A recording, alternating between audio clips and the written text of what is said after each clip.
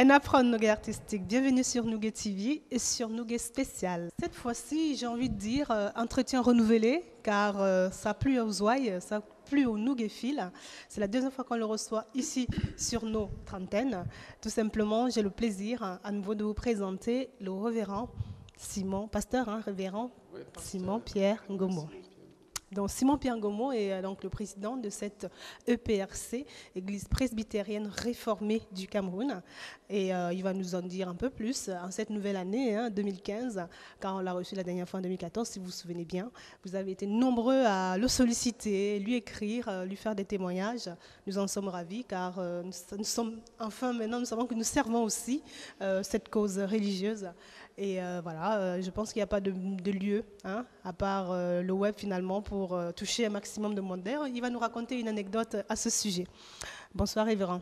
Je suis ravie à nouveau de vous recevoir ici pour un entretien spécial, pour une suite finalement de notre dernière conversation qui était très, très, très, très chargée, riche et intéressante, car on a eu beaucoup de retours, même vous de votre côté.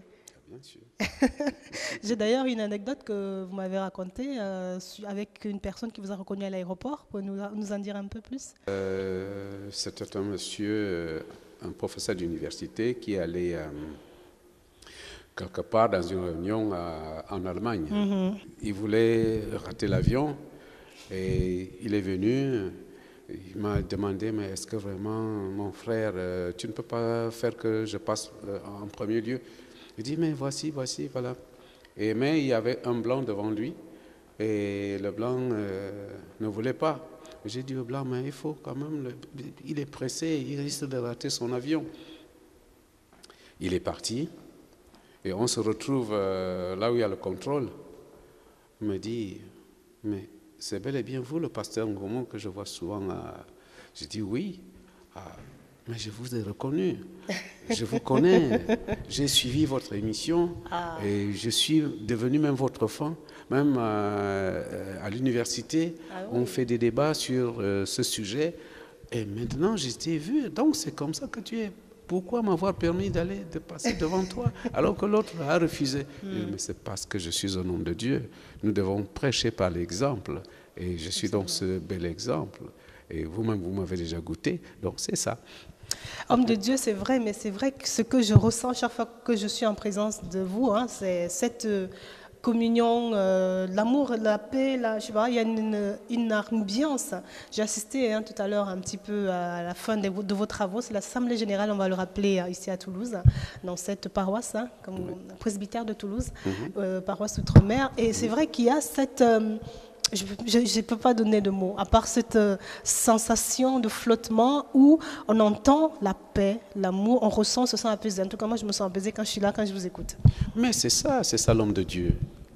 Vous savez que l'homme a dans son intérieur ce qu'on appelle le subconscient. C'est le subconscient qui, lorsqu'il se dédouble, il émet des vibrations conjointes. Quand il est un homme de Dieu, c'est-à-dire il anime, c'est-à-dire autour de lui, ce climat, c'est-à-dire cet esprit de confiance, de convivialité. On a confiance, on voit en lui un homme bien. C'est le subconscient qui le fait, parce que ce subconscient est galvanisé par la spiritualité, ce qu'on appelle la spiritualité affirmative. Donc, c'est-à-dire l'état d'âme ancré dans une confiance totale envers Dieu. Et cela s'extériorise donc à travers le subconscient qui émet des vibrations par-ci, par-là. Si bien que quand on est ensemble, il n'y a pas lieu de dire mais c'est un faux type, c'est etc. Mais plutôt que ça galvanise tout l'environnement et nous nous sentons bien. C'est ça que le Seigneur Jésus nous a appris.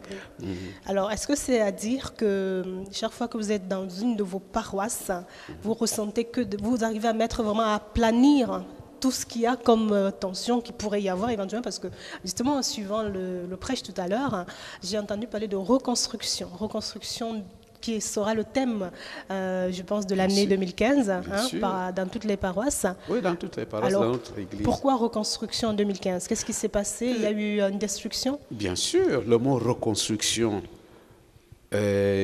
signifie construire de nouveau. C'est-à-dire qu'on ne peut pas construire ce qui a été construit. Mais on construit ce qui a été détruit. Donc il faut donc reconstruire ce qui a été construit. Et notre thème, c'est la reconstruction de notre vie, la reconstruction de notre famille, la reconstruction de notre Église. Voilà 3 étapes. Bon, la reconstruction de notre vie, il faut d'abord comprendre et accepter que notre vie, ce n'est pas cette vie que nous devrions normalement mener, ce n'est pas cette vie-là que nous avons maintenant. La vie s'est déjà détériorée, on a des échecs. Et il y a certaines personnes qui se sont élancées dans l'éthylisme, d'autres dans la prostitution, d'autres dans des haines, des animosités, si bien que ils sont même atteints des maladies psychosomatiques parfois. Il y en a qui sont des démons, il y en a qui sont des clochards. Bon, il faut d'abord reconnaître que notre vie est détruite. Et remettre donc en cause cette vie, est-ce que nous pouvons changer? Là, on introduit Jésus. C'est Jésus qui vient maintenant assainir la situation, et parce que c'est lui qui élève ceux qui sont tombés. Alors, si notre vie est donc tombée, alors il faut donc la reconstruire. Il faut la reconstruire, la rebâtir. C'est la même chose pour les familles qui sont déjà divisées. Et, ma fille, vous savez que la Bible dit qu'il est beau, qu'il est agréable pour les frères de rester ensemble. Parce que c'est là que Dieu envoie la bénédiction. Et quand il n'y a pas de parfaite harmonie dans une famille, ce n'est pas la bénédiction, c'est plutôt la malédiction. Il y a donc des familles qui se sont déjà divisées et qui demandent maintenant à être reconstruites. La même chose pour les églises. Si on peut parler des églises, l'église c'est l'ensemble de ceux-là qui confessent Jésus-Christ comme le Sauveur et Seigneur. Donc ce sont des hommes. Et l'homme c'est le cœur. Il faudrait d'abord que le cœur qui est déchiré soit reconstruit, qu'il y ait une réconciliation afin que les églises aussi se réconcilient. Est-ce que ça serait un appel justement à une grande réconciliation avec toutes les églises, surtout qu'en ce moment, avec l'actualité chaude en termes de religion, parce que bon, aujourd'hui on tue beaucoup pour la religion. Mon message ne s'adresse pas qu'à l'église presbytérienne réformée du Cameroun. Mon message est universel. Parce que le pasteur que je suis, je ne suis pas tellement le pasteur d'une église. Le Seigneur utilise mon église. Le Seigneur m'utilise parce que c'est une vocation pour redorer le blason de l'église, parce que la spiritualité, l'église d'aujourd'hui est en perte de spiritualité. Absolument. Alors le message que je fais, comme par exemple avec le média que vous êtes, ce n'est pas que les gens de l'église presbytérienne réformée qui vont regarder, mais c'est tout le monde.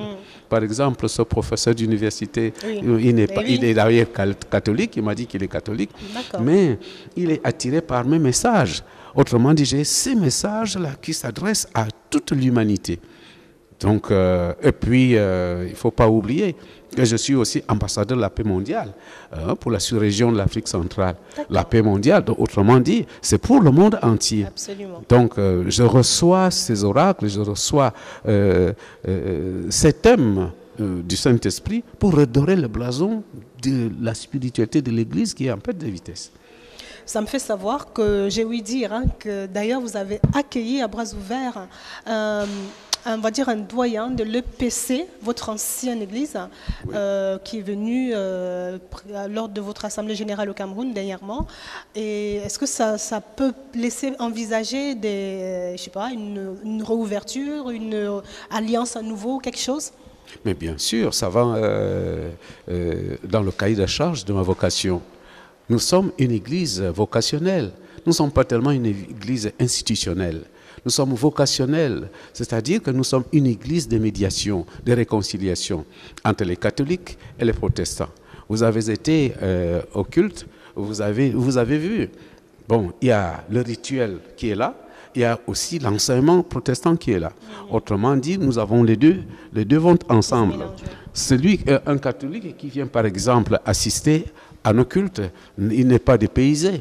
Il se sentirait peut-être aussi chez lui. Oui. Et un protestant qui vient aussi ne se sentirait pas dépaysé.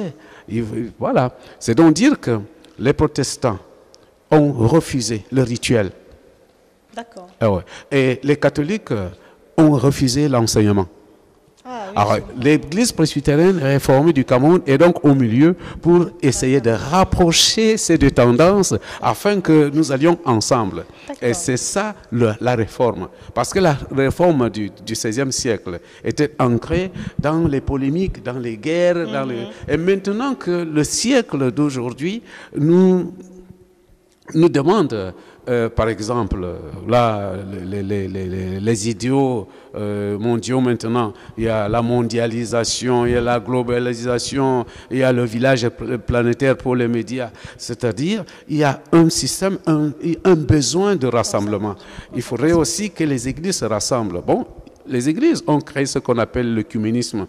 Mais elles ont de la peine à appliquer cet œcuménisme parce qu'elles sont encore régies par la théologie du XVIe siècle, la théologie de polémique, ainsi de suite. Alors, l'église presbytérienne réformée du Cameroun est donc appelée maintenant à colmater les brèches pour que le feu de l'évangile puisse encore brûler. Il n'y a pas de... Bon, sauf, par exemple, je n'en disconviens pas.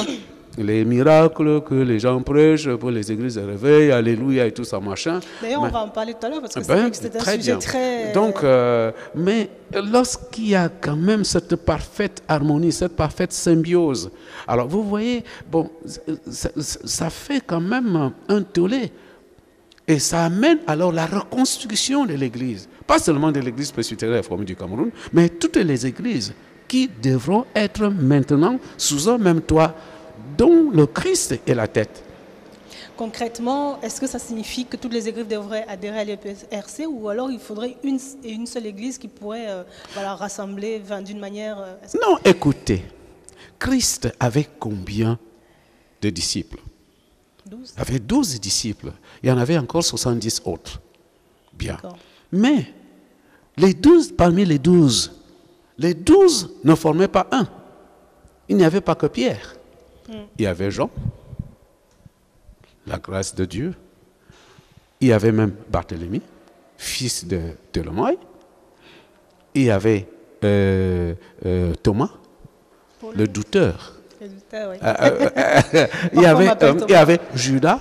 Ah oui. Alors, avec l'argent, il y avait Jacques, qui veut dire usurpateur.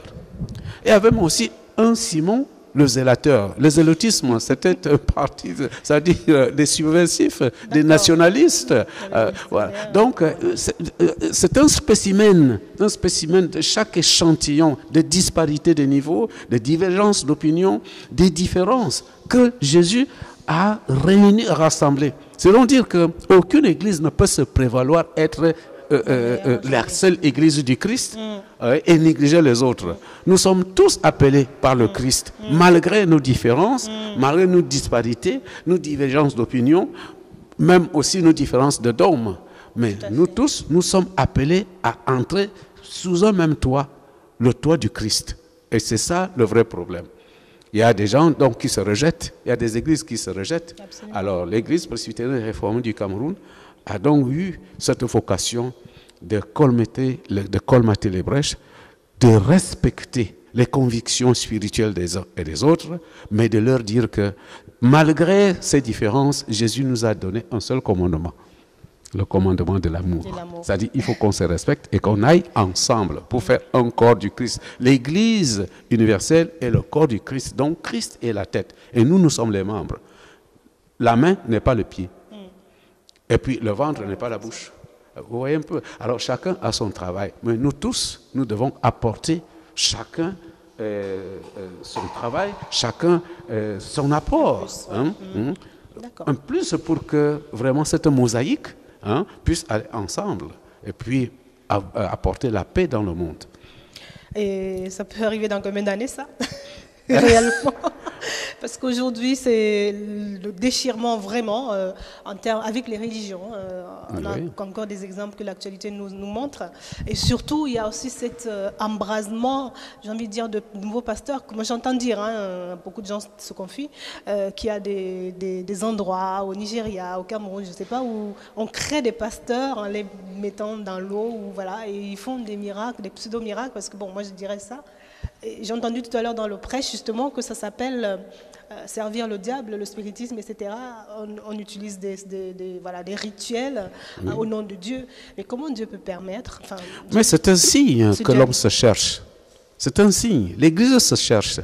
Cette prolifération d'autres églises, églises de réveil, églises de ceci, de la spiritualité, c'est-à-dire l'Église voudrait maintenant rechercher sa spiritualité. Elle a perdu la spiritualité. Pourquoi? Parce qu'il y avait des déchirements, il y avait alors, on ne sait plus. Hein? L'Église a perdu de sa puissance. Par exemple, la guérison des malades, ceci, cela, bon, alors, il n'y en a plus, malgré ces églises. Bon, or, je sais que Jésus a dit qu'il y a des critères dans la prière, la foi, le pardon. Mais, or, les églises qui ne se pardonnent pas. Alors, ça affaiblit leur message, si bien qu'il n'y aura plus de guérison. Bon, peut-être que ces témoignages publicitaires-là, moi, c'est Dieu seul qui sait, mais moi, je n'y crois pas. Mais je pense que ce qu'il faut faire, c'est que, bon, comme vous demandez jusqu'à quand, alors moi, je me dis que le message est là. Dieu a toujours utilisé, puis il est le maître de l'histoire. L'histoire, c'est l'espace et le temps. Alors, Dieu suscite toujours dans l'histoire quelque chose qui va maintenant galvaniser le monde et ramener son peuple au droit chemin. Je pense que Dieu nous a utilisés, Dieu utilise maintenant l'Église presbytérienne réformée du Cameroun pour que vraiment ce blason-là soit redoré et que les choses aillent bien. Peu importe le temps, parce que Dieu est le maître de l'espace du temps. Un jour pour Dieu, c'est comme 1000 ans. Et 1000 ans pour Dieu, c'est comme un jour. Alors, peu importe cela, nous ne regardons pas ce côté, parce que cela incombe au Seigneur. Mais nous devons quand même faire c'est-à-dire nous devons appliquer, nous avons assumé cette mission qui nous a été confiée. Donc, voilà notre prêche. Vous parlez un peu du spiritisme et du spiritualisme. Bon, mais nous avons quand même une spiritualité. Moi, je l'appelle spiritualité affirmative. Une spiritualité affirmative, c'est celle-là qui consiste à être... Parce que la spiritualité, c'est quoi? C'est un état d'âme ancré dans une confiance totale envers son Dieu. C'est Dieu qu'on ne voit pas. On nous a appris que Dieu est invisible, mais c'est une force. Il est esprit. L'esprit n'a pas de corps. L'esprit est androgyne.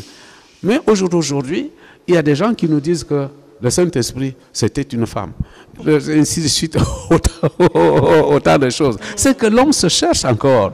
L'homme se cherche. Et ça émousse donc la spiritualité. Si bien que, bon, on nous a dit, les premiers disciples, ils arrivaient et disent, au nom de Jésus, le malade guérit. Oui, alors, ils arrêtaient la pluie. Mais aujourd'hui, ce n'est plus ça. On distribue quoi? On distribue la matière. Alors que Jésus ne nous a pas demandé de distribuer la matière. Jésus nous a dit qu'il y aura 5 miracles à faire. Premièrement, en mon nom, vous chasserez les démons. Vous arrêterez le serpent. Au nom de Jésus, vous parlerez de nouvelles langues. Si vous boirez un breuvage mortel, il ne vous fera pas de mal. Vous imposerez les mains aux malades et ceux-ci seront guéris. Mais parce que l'Église n'arrive plus à faire cela, l'Église n'a plus de force. L'Église s'est déjà affaiblie à cause de ces choses-là, qu'elle ne peut plus. Alors, elle doit créer quelque chose qui puisse maintenant attirer le monde. C'est-à-dire, l'eau bénite, le sel, on appelle cela les sacramentaux. Mais, si vraiment, pourquoi est-ce que l'Église a fait? Parce que l'Église est déjà à ses limites. L'Église ne parvient plus à démontrer au monde de sa puissance. Parce qu'on ne parle que du langage humain, de la philosophie. Parce que la théologie, c'est une philosophie. Et en philosophie, il n'y a pas de vérité cardinale. Vous voyez un peu. Mais dans la foi, il y a la vérité. Parce que la foi, c'est une ferme assurance des choses qu'on espère. L'Église ne parvient plus à convaincre les gens par la foi. Alors, elle doit créer certaines choses, une autre spiritualité. Le spiritisme, le mauvais esprit a fait ceci, le mauvais esprit a fait ceci, l'esprit a fait... Tout est esprit. Ça n'existe pas l'exorcisme, par exemple? Mais c'est ça l'exorcisme. On devient plus exorciste que pasteur ou prêtre. Alors, bon, il y a aussi le spiritualisme. Le spiritualisme, c'est ça, c'est-à-dire on utilise la matière, on donne ça, tel pouvoir, ça, ceci, il y a le chapelet, même la Bible. On dit, bon, il faut maintenant ouvrir sa Bible et puis la poser au chevet du lit parce que ça va nous protéger. Et vous voyez qu'on a déjà dévié la foi. Au lieu que le message christologique soit un message de délivrance, un message de salut, ça devient plutôt un message de peur et de psychose. Et alors pourquoi est-ce qu'ils le font? Parce que si on dit aux gens que dites seulement au nom de Jésus, les mauvais esprits vont partir, ou bien vous n'avez même pas de mauvais esprits, parce que je ne sais pas pourquoi les églises ne prêchent pas que les chrétiens ont le Saint-Esprit. Non, c'est chaque chrétien, c'est chaque fidèle qui n'a pas qui est nanti de mauvais esprits, de blocages, de ceci, de cela. Pourquoi est-ce que l'église le fait? C'est parce que si on vous dit que vous êtes déjà guéri, vous n'irez plus au dispensaire, vous n'irez plus à l'hôpital. Alors, il faut donc dire, il faut semer la psychose dans les cœurs des gens, afin que les gens les suivent encore. C'est pourquoi il y a de ces grands témoignages, des églises de réveil, on a fait ceci, vous voyez, un peu, il y a l'esprit de Python, c'est-à-dire on fait peur, c'est la psychose. On fait peur aux gens pour que les gens les suivent encore. Et vous savez que quand les gens les suivent encore, ils ne les suivent pas gratuitement, ils vont quand même, ils vont bouger, mettre quand même certaines choses, c'est de l'argent, c'est ça. Donc, c'est une forme de crise, parce que la crise économique, quand j'analyse bien, la crise économique a engendré d'autres crises, parmi lesquelles la crise spirituelle. L'Église est donc en crise. Aujourd'hui, on nous parle de l'homosexualité, des mariages gays, que les églises acceptent, alors que dans les Saintes Écritures, autant dans l'Ancien Testament que dans le Nouveau Testament, cela est interdit. Mais les églises acceptent ça maintenant. Les églises bénissent même les mariages gays. Alors, pourquoi? Parce qu'elles ont besoin de l'argent. S'il n'y a pas ça, les églises vont tomber des confitures. Vous comprenez qu'en Europe, par exemple, l'église est l'apanage des gens de troisième âge. Alors les jeunes, c'est-à-dire cette église, il faut donc maintenant créer quelque chose qui puisse maintenant soutenir l'église financièrement. Vous voyez un peu comment les immeubles, comment les chapelles sont déjà vendues, d'autres sont communs en musée, en restaurant, ainsi de suite, parce qu'il n'y a plus de spiritualité. Alors il faut donc créer quelque chose qui puisse maintenant permettre aux uns, aux autres, c'est-à-dire aux églises, de survivre. Ils vont donc créer le spiritisme et le spiritualisme. Or, moi, je pense que ce n'est pas ça le problème. Il faut apprendre aux gens à aimer Dieu. Beaucoup de pédagogie alors dans les écoles?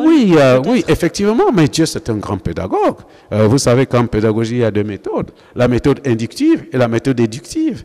Alors, la méthode inductive, les gens ne comprennent plus. Ce sont des mauvais élèves. 1 plus 1 font combien? Il dit 4. Alors Dieu est maintenant obligé, comme un bon pédagogue, d'utiliser la deuxième méthode qui maintenant est mise en pratique. C'est-à-dire aller prendre les bâtonnets. Oui. Un bâtonnet plus un bâtonnet, ça fait... Bon, le gars dira carrément 2 bâtonnets et il y aura 20 sur 20. Alors, mais même jusque-là, les gens sont en train de se demander, est-ce que parce que l'homme a toujours besoin d'être héros d'une certaine situation, alors que Dieu est simple, c'est l'être le plus simple. Dieu est incolore, inodore et sans saveur, comme l'eau potable. Alors, mais c'est l'homme qui lui donne des ingrédients. Hein, il voudrait qu'il soit catholique ou protestant ou de la vraie église ou de ceci, alors que Dieu ne l'a jamais dit. Dieu... Mais pourquoi Dieu a fait que les hommes soient aussi... comment dire, impulsif par rapport au mal, pour qu'il soit sensible au mal. Parce que je sais qu'il y a toujours cette dualité, il y a toujours existé avec Adam et Ève où il a dit il y a le mal qui est par là, mais n'y allez pas. Bon, elle n'a pas écouté, mais pourquoi est-ce qu'il laisse l'homme toujours aller au pire, à l'extrême? Non, attention, Dieu a créé l'homme à son image. Dieu est libre. C'est pour ça. Dieu est libre. Alors l'homme est donc libre d'accepter même Dieu ou de le refuser. Dieu n'est pas négatif, il est toujours positif. Donc, il a créé l'homme à son image. L'homme, c'est à l'homme donc de choisir. Alors, Dieu, comme j'ai dit, Dieu est comme l'eau potable, incolore et sans saveur. C'est l'homme qui lui donne des ingrédients. Je voudrais de l'eau sucrée, on met du sucre. Ce n'est plus l'eau potable là. Mais Dieu a dit que quiconque croit au Seigneur Jésus, il sera sauvé. Quiconque. Il n'a pas dit qu'une femme ou machin ou machin. Non.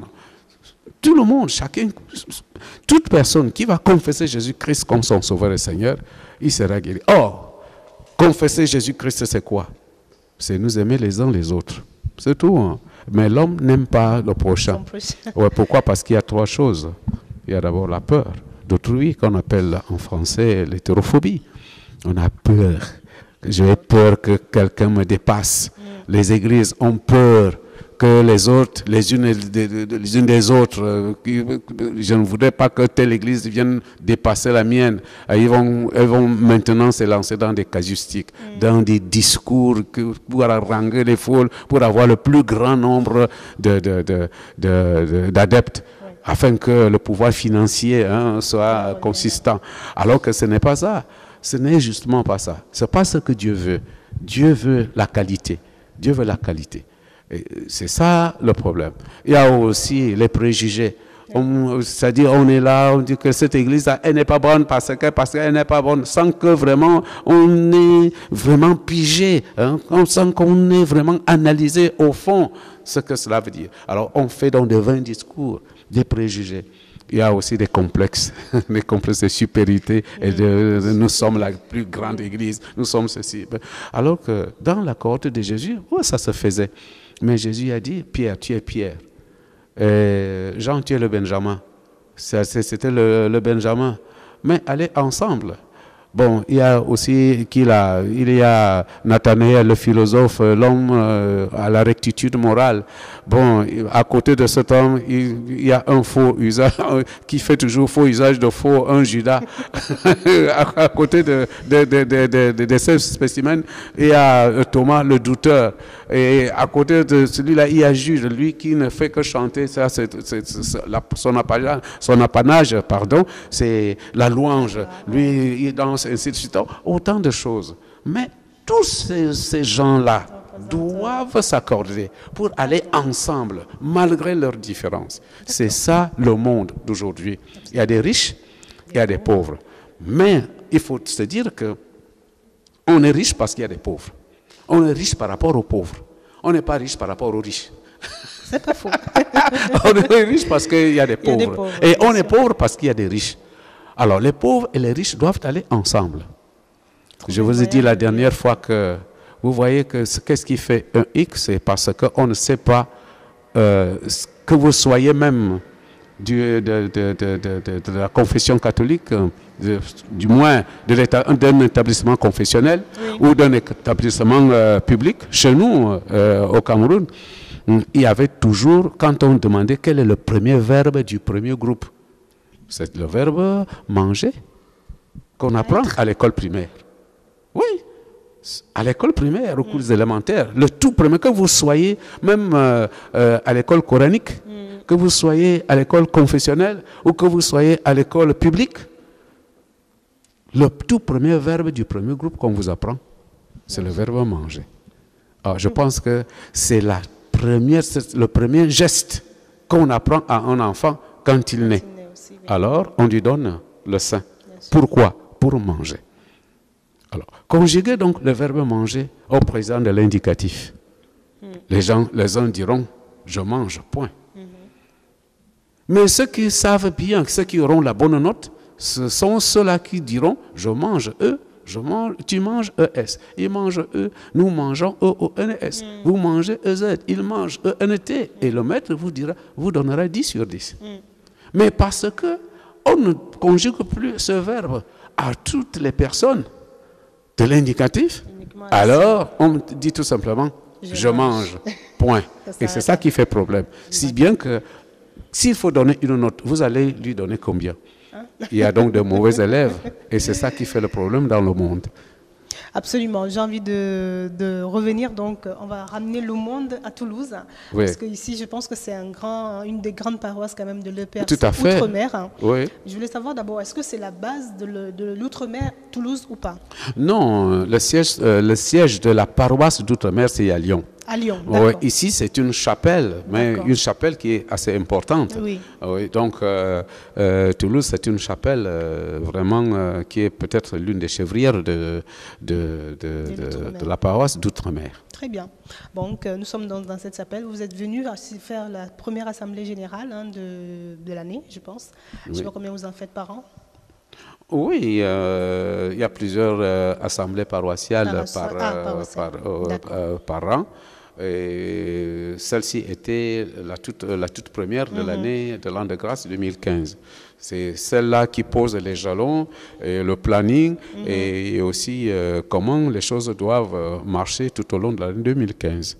Quel est le programme de cette année que vous avez Le programme de cette année, nous avons un thème pour cette année, c'est la reconstruction de l'Église. Oui, la reconstruction de l'Église implique la reconstruction d'abord de nos vies. Il faut d'abord être correct envers Dieu et envers nous-mêmes et aussi envers le prochain. Alors s'il n'y a pas d'amour, et tout cela vient du cœur, telle a été la prédication d'aujourd'hui, que c'est du cœur que sortent ce qui souille l'homme et pas ce qui entre. Autrement dit, ce n'est pas tellement le rituel qui fait problème, mais ce qui sort du cœur, c'est-à-dire ces mauvaises pensées-là. Il faudrait donc qu'on balaye d'abord les mauvaises pensées et qu'on se mette à la disposition de Jésus-Christ pour que nos vies soient reconstruites. C'est parce que c'est lorsque nous vivons bien que nos familles vivent aussi bien. Et si nos familles vivent bien, nos églises vivront aussi bien. Le problème, c'est que quand le cœur est tordu, alors la famille est aussi tordue et l'église le sera. Or, Jésus a dit, l'on appellera la maison de mon Père la case de prière. Et il n'y aura donc plus de bonnes prières, il n'y aura que comme j'ai dit, le spiritisme et le spiritualisme. Or, si notre cœur est vraiment déjà bien préparé, quand on est prompt à bien faire, parce qu'on se ressent dans l'Esprit Saint, comme vous avez ressenti, dans cette joie-là, dans cette euphorie que les gens partent de l'église, étant déjà bien nourris, étant déjà bien contents, alors cette joie va galvaniser aussi les familles. Il y aura le pardon en famille, il y aura la joie en famille et aussi à l'église. Et l'église va bien marcher. Et quand vous partez de Toulouse, par exemple, parce que vous êtes justement dans plus d'une chapelle, hein, je Bien rappelle, sûr. vous êtes tout le temps entre deux avions, c'est génial, j'adorerais faire ça, mais je ne suis pas sûre que je tiendrai le coup.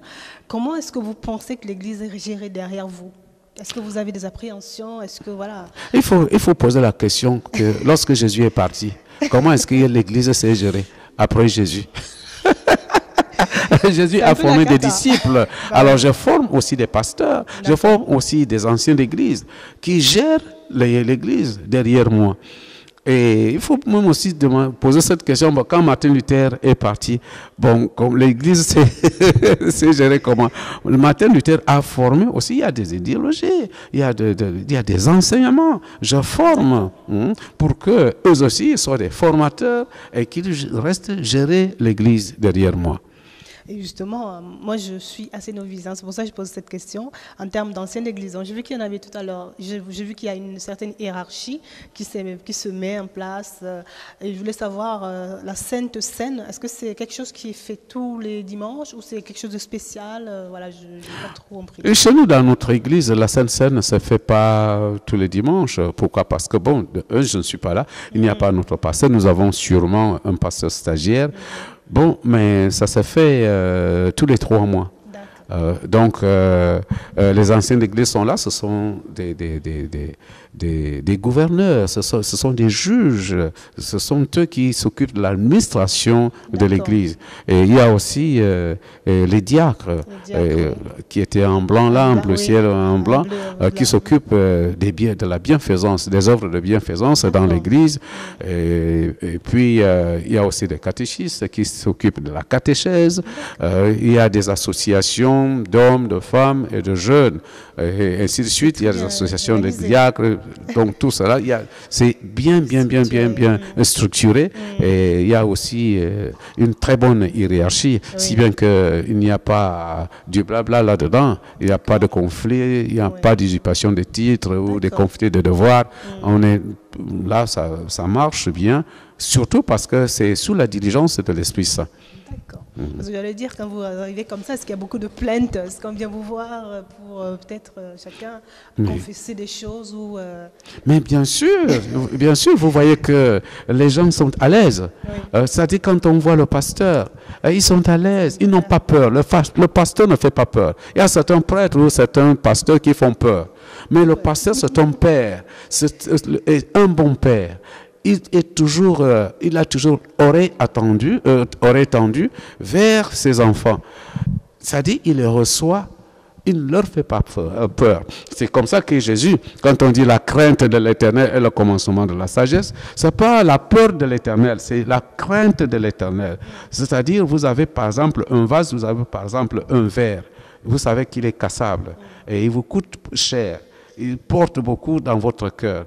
Mais vous avez peur, vous avez la crainte de ne pas le briser. Alors c'est-à-dire, voilà la crainte.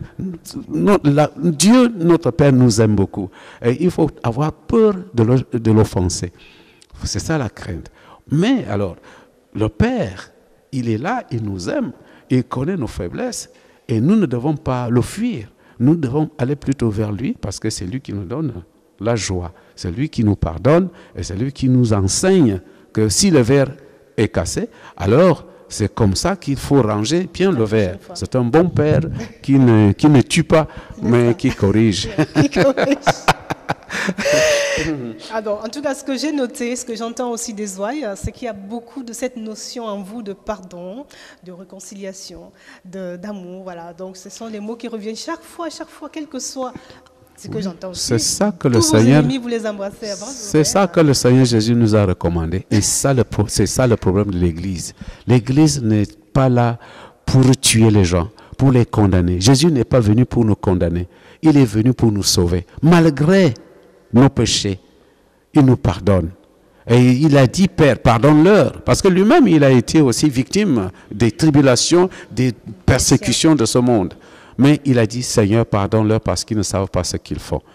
Alors, le vrai pardon s'opère dans l'ignorance. C'est-à-dire considérer que celui qui vous fait du mal, c'est un gros ignorant. Pourquoi? Parce que...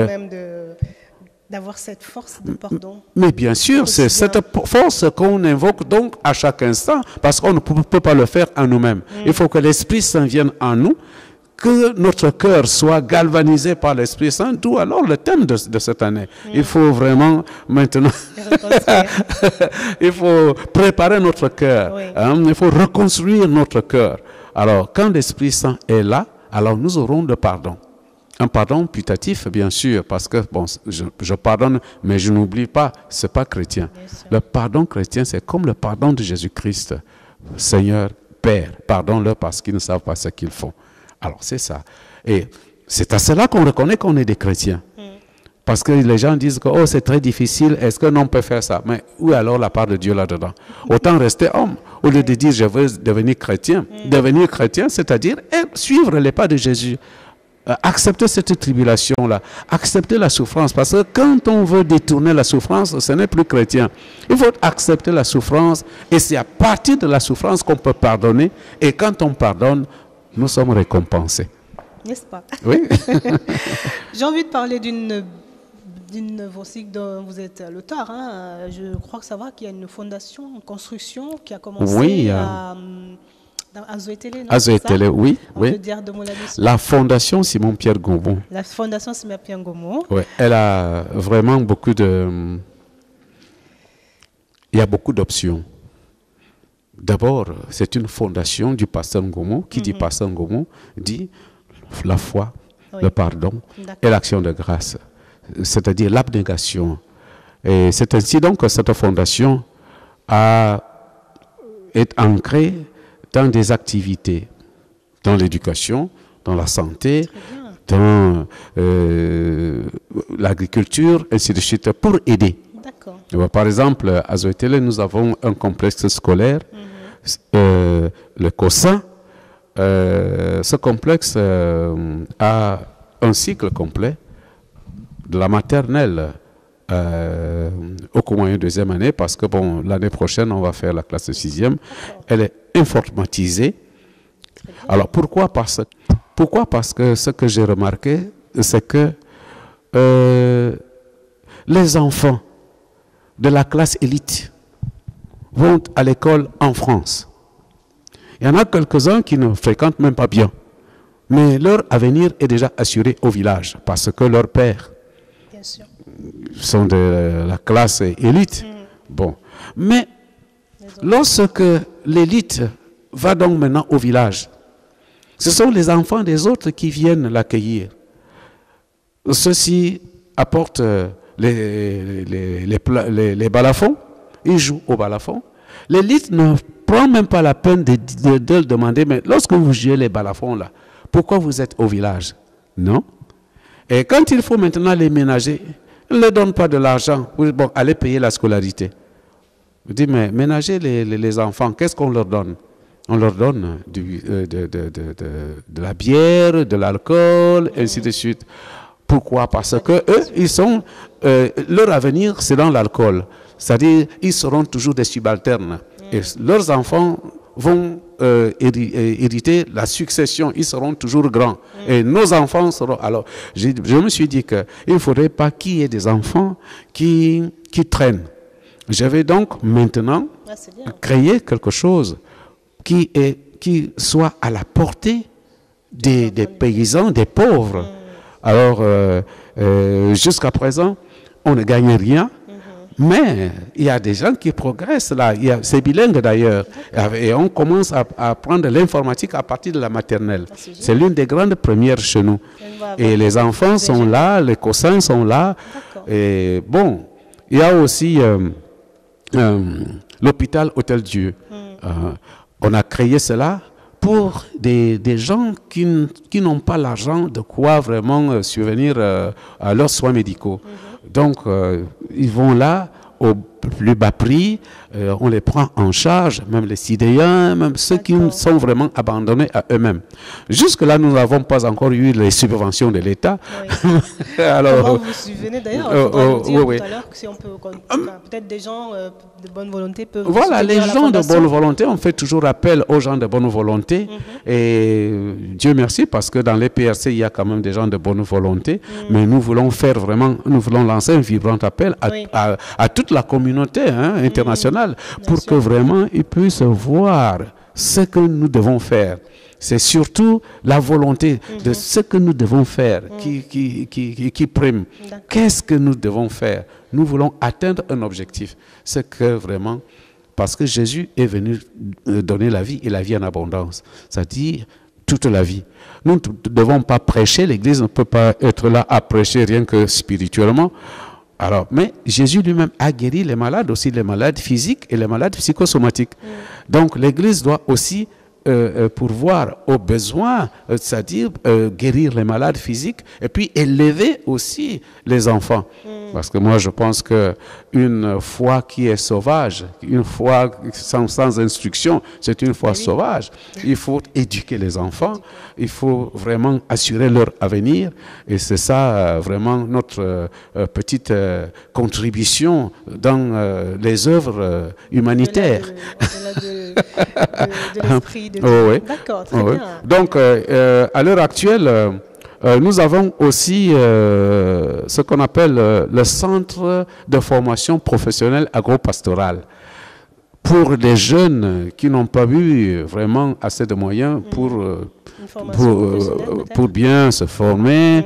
Bon, alors, ceux qui ont le CEPE, bon, ils peuvent donc maintenant aller, ils suivent une formation de 2 ans et après, bon, ils peuvent maintenant... l'Église leur accorde quand même une petite subvention pour un fonds de démarrage. Bon, il y a l'agriculture, il y a la pisciculture, il y a l'élevage, il y a tout ce qu'il faut, même l'artisanat. Bon, donc, il y a donc ce centre-là qui fonctionne déjà depuis 4 ans.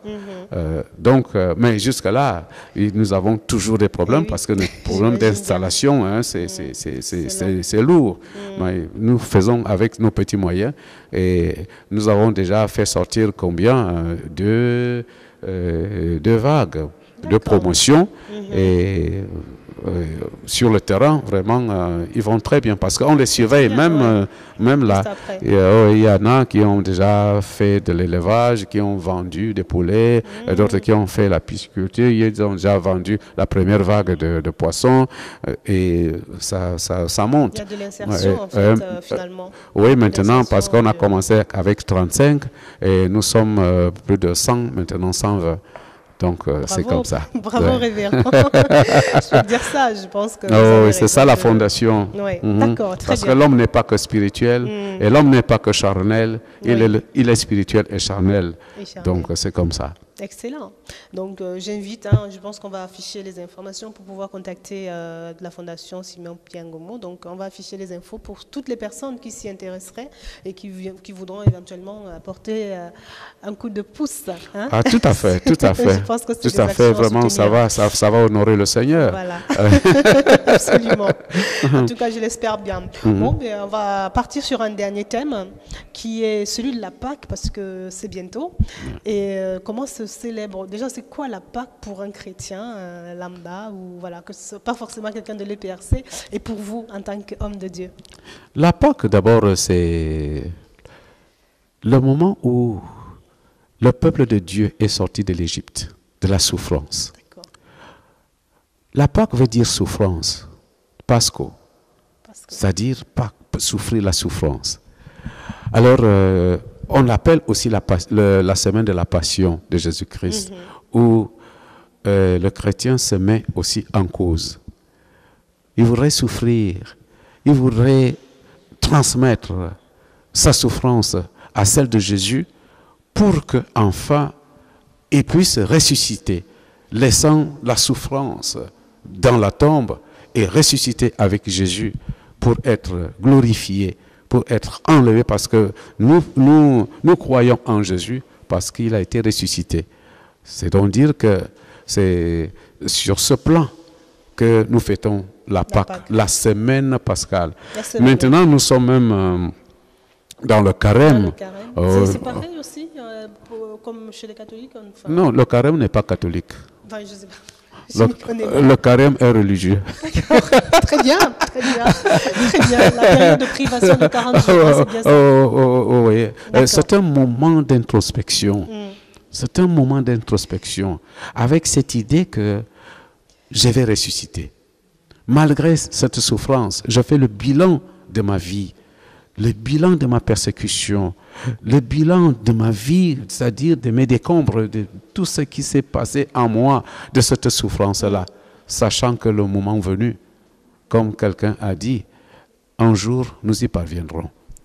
Michel Overcome, vous voyez un peu la chanson là, c'est-à-dire on endure, on fait les bilans, on s'abstient de certaines choses, on vit dans le jeûne, pour dire que, parce que d'abord, le jeûne n'est pas une sanction. Le jeûne, c'est ce geste élégant de la foi où vraiment on s'abandonne à Jésus pour que Jésus ait pitié de nous, pour que Jésus nous amène à la résurrection. Donc la semaine pascale est là et nous organisons toujours une croisade de prière, pas une retraite spirituelle, mais une croisade spirituelle de prière. La croisade, elle est différente de la retraite. Pourquoi? Parce que la retraite est spécifique à une église ou à une confession. Mais la croisade, c'est l'ensemble de toutes les églises qui s'assemblent en un lieu. C'est ça, et nous allons prier. Il n'y a ni protestant, ni catholique, d'autant plus qu'on ne peut pas me prouver que Dieu est catholique ou Dieu est protestant. Ben oui, il est Dieu. Alors, malgré donc toutes ces différences, et ainsi de suite, on s'assemble parce que on ressent la souffrance. On est dans un monde de persécution. On est persécuté. On est dans un monde d'humiliation, dans un monde d'échec. Alors, on s'introspecte, on s'examine et on laisse cela, on demande à Jésus de laisser donc ces persécutions, cette souffrance dans la tombe, afin qu'on ressuscite avec lui. Autrement dit, nous devenons de nouvelles créatures. On dit, si quelqu'un est en Christ, il est une nouvelle créature, les choses anciennes sont passées. Alors, c'est-à-dire, nous régénérons. Par la résurrection de Jésus-Christ, on devient des hommes nouveaux et des femmes nouvelles. Avec de nouvelles aspirations, de nouvelles options, de nouvelles énergies, et on va de l'avant. Voilà la Pâque. Et nous allons donc l'organiser cette année. Ce sera à Genève, à la paroisse de Servette-Vieux, en pleine ville, en pleine Genève. Wow. Donc, je pense que nous tous nous y serons avec tout le monde qui voudrait prier avec nous. Et là, le Seigneur nous fait toujours certaines choses. Et là, il y a toujours des miracles. On voit des malades qui guérissent. On voit des actes de réconciliation. Et on voit même aussi beaucoup de merveilles que le Seigneur nous accorde. Parce que c'est un moment d'introspection, un moment de concentration où chacun vraiment s'examine et prend des décisions pour suivre Jésus. Et Jésus vient aussi pour nous rencontrer et prendre alors tous nos péchés, notre iniquité, et puis il fait de nous des hommes nouveaux. Et ça, c'est la Pâque, donc avec le sacrifice de l'agneau ou pas forcément? Oui, le sacrifice de l'agneau, ça c'est le sacrifice de l'agneau, ça c'est pour l'Ancien Testament. Le sacrifice de l'agneau, ça c'est l'Ancien Testament. Mais qui maintenant, à la lumière du Nouveau Testament, c'est Jésus-Christ qui s'est sacrifié pour nous libérer. C'est notre délivrance par le sang de Jésus-Christ qui sera donc à tout le monde. Sur tout le monde. D'accord. Bon, mais j'en sais un peu plus sur la Pâque. Je voulais savoir aussi si, en termes de prêche, justement, la période qui est avant Pâques, si les ouailles, si voilà, personne n'a vraiment pris attention, voilà, on a nos problèmes, on oublie, est-ce que se rattraper pendant justement cette dernière semaine où on communie avec la souffrance du Christ pourrait être une façon de se rattraper pour ceux qui nous suivent, parce que jamais... Oui, nous pouvons dire que le thème même de cette année rime bien avec la Pâque, la reconstruction de nos vies. Vous voyez un peu, la reconstruction de nos vies. C'est-à-dire, Jésus a dit, venez à moi, vous tous qui êtes chargés, fatigués, je vous donnerai du repos. Si quelqu'un veut me suivre, qu'il renonce à lui-même, qu'il se charge de sa croix et qu'il me suive. Chacun a une croix. Et c'est ça qui fait que nos vies tombent. Même l'éthylisme, la jalousie, les haines, les animosités, ce sont des croix. On est combattu dans nos familles. On est prêt à se séparer des familles. Il y a des ennemis qui constituent nos croix. Alors, il faut suivre Jésus. Et on va faire cette semaine-là ce qu'on appelle le chemin de croix. Donc, là, après ce chemin de croix, nous aurons la résurrection de Jésus, c'est-à-dire la libération. On va quitter l'Égypte, on va quitter l'esclavage. Nous ne serons plus esclaves du péché, nous ne serons plus esclaves des animosités ou des réactions épidermiques, des énervements. Non. Alors, nous serons des hommes nouveaux, des femmes nouvelles, avec des cœurs déjà transformés en Jésus-Christ. Je pense que ce sera une super conclusion que vous allez nous faire. Par contre, pour conclure, oui, moi, je suis toujours en train de me mettre dans la place de la personne la plus athée possible. Oui. Cette personne qui est tentée par Dieu, qui est tentée par cet être supérieur, mais qui ne le connaît pas. Il a envie de se sentir un homme nouveau ou une femme nouvelle à Pâques, par exemple. On va se donner ce délai-là. Et tout seul chez lui, qu'est-ce qu'il peut se dire pour être en communion avec Dieu? Non, on ne peut pas être en communion avec Dieu tout seul. Il faudrait d'abord que Dieu nous parle. Quand Dieu parle, on accepte Dieu et Dieu nous transforme. Comment il nous parle? Comment on sait qu'il nous appelle? Bien sûr, Dieu nous parle. Il faut donc aller là où on prêche Dieu. D'accord. Ou bien on lit la Bible. Dieu nous parle à partir de sa parole. À travers sa parole, il nous parle. Donc, on ne peut pas dire que ça peut tomber de nu comme ça, là. Et puis, d'abord, s'il n'y a pas la parole, comment est-ce qu'on comprendrait que cette voix est celle du Seigneur? Alors, c'est ça le problème. Donc, il faut s'ouvrir. Raison pour laquelle il y a des pasteurs, il y a des prêtres, il y a des prédicateurs. Il faut qu'on aille écouter. Et là, la parole, vous savez que la parole est une puissance. La parole viendra à vous et il y aura un effet boomerang dans votre cœur. Et vous avez donc accepté, par exemple, dans le livre de l'Évangile selon Saint Jean, le prologue là. Alors, qu'est-ce qu'il a dit? Il a dit, la parole est venue. Rien n'a été créé sans elle. La parole est venue chez les siens, mais les siens ne l'ont point reçue. Mais à tous ceux qui l'ont reçue et qui ont cru en son nom, il les a fait devenir enfants de Dieu. Il faudrait d'abord que la parole vienne. Et qu'on scrute donc cette parole, qu'on l'accepte, et c'est cette parole qui va nous transformer pour être des enfants de Dieu. Très bien. Je crois que j'en sais un peu plus. J'espère que vous aussi, on attend vos messages, bien sûr, sur nougettv.com. Et j'ai envie de vous laisser maintenant vous adresser à vos ouailles, ceux qui vous suivent sur Nouget TV, en tout cas, et un peu partout dans le monde. Alors, je voudrais donc dire d'abord bonjour, puis merci beaucoup parce qu'ils nous ont suivis. Absolument. Alors, je voudrais leur dire qu'en cette année de grâce 2015, l'Église presbytérienne réformée, tout en leur souhaitant une bonne et heureuse année, pleine de succès 2015. Et cette année est donc consacrée à la reconstruction de notre être. D'abord à partir de notre cœur. Et lorsque notre cœur sera déjà reconstruit, c'est-à-dire un cœur qui connaîtra la paix, et la paix c'est quoi? La paix c'est l'équilibre des valeurs. Vous savez que dans le cœur de l'homme est au centre toujours des deux forces qui se frottent et qui sont toujours en conflit, le bien et le mal, le jour et la nuit. Alors lorsque l'homme sait équilibrer ces deux forces qui s'opposent, alors il a ce qu'on appelle la paix.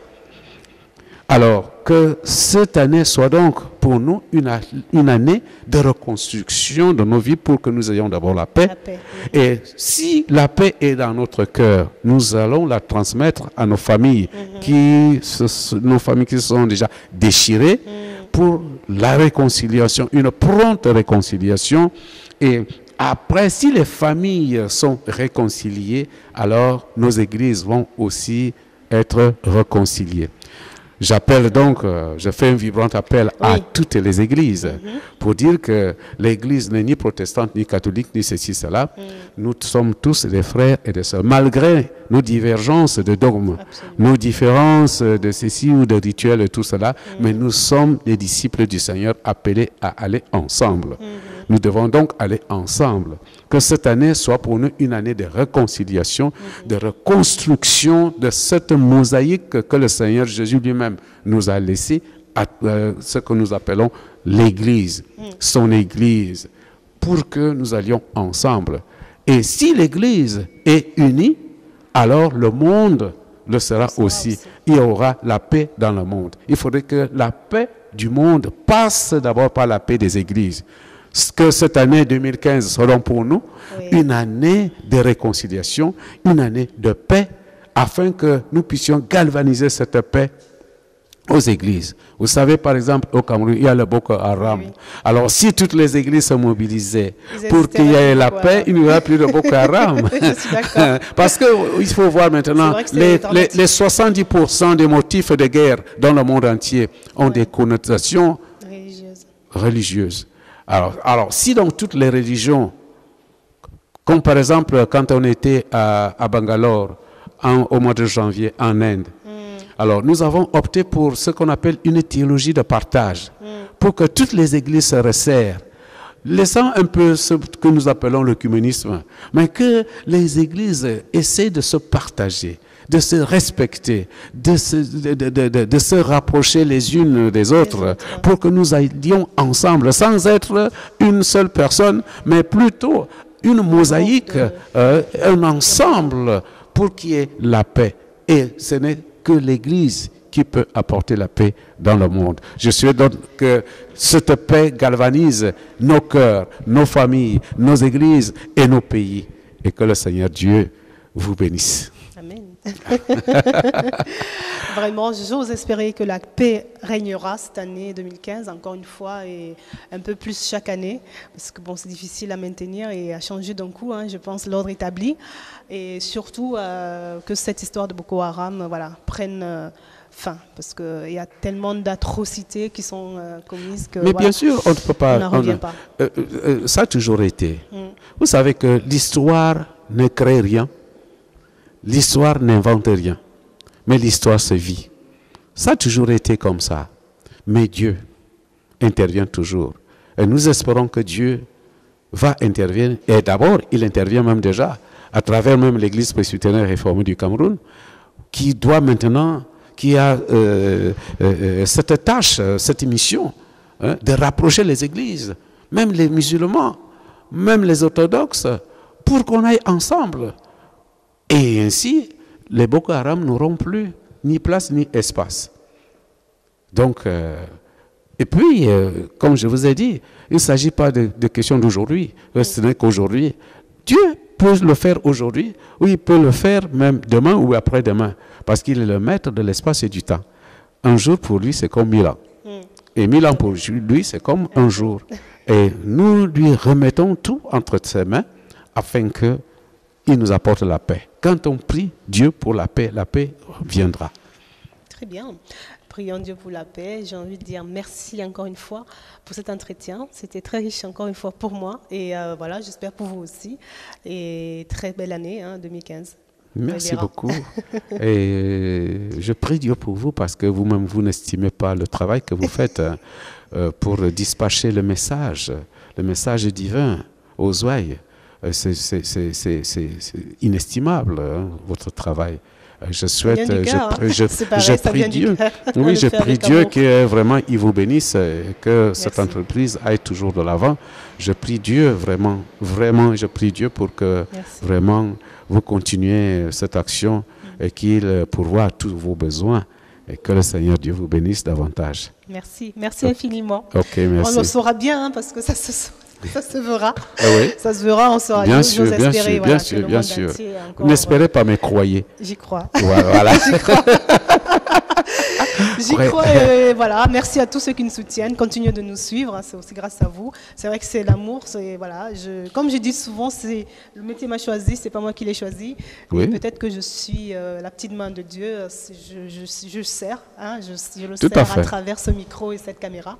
J'accepte volontiers. Voilà. Très bien. Parce que Dieu utilise.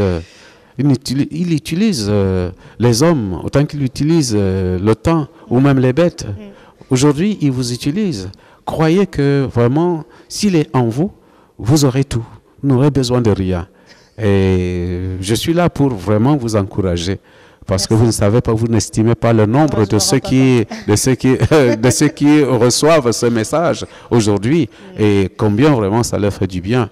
Parce que bon, c'est une clarté. Moi, je suis en train d'éclairer certaines choses pour dissiper vraiment ce mensonge qui nous donne toujours la peur. On a toujours peur des mauvais esprits, on a toujours peur de ceci, de cela, parce que bon, on nous donne toujours des intrigues.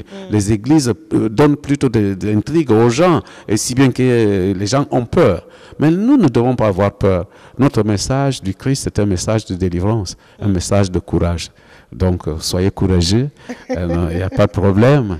Le Seigneur est avec votre entreprise parce que vous abattez un travail énorme. Et que le Seigneur lui-même vous donne cette force, ce pouvoir, aussi cette énergie. Vous en aurez et vous en avez même déjà. Et qu'il continue ce qu'il a commencé. Merci infiniment. Ok. Merci infiniment. Donc, c'était Soémie, ici à la paroisse Toulouse, Outre-mer, de l'EPRC, Église presbytérienne réformée du Cameroun. Donc, fin des travaux de l'Assemblée générale 2015. Oh là, j'ai envie de rentrer en arrière, non, c'est pas possible. 2015. Donc, merci de nous suivre. Merci pour votre confiance. Merci, Révérend. Merci.